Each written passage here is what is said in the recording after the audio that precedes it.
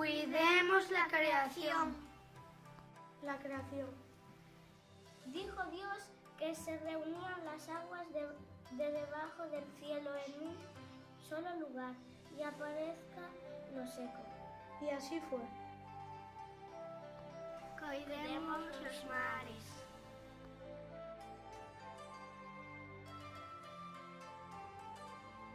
Ollos que non ven.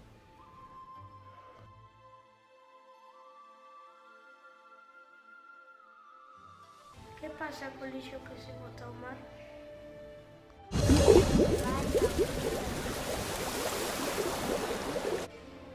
Este o botamos nós na superficie.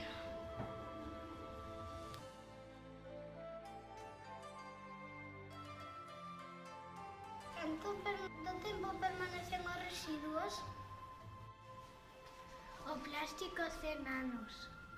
Ás veces 650 anos. As pilas 1000 anos.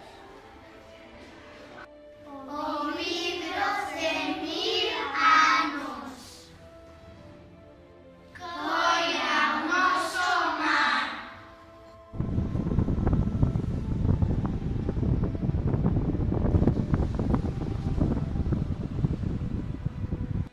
El quinto día dio vida a los peces que nadan en el mar y a los pájaros que vuelan por el aire.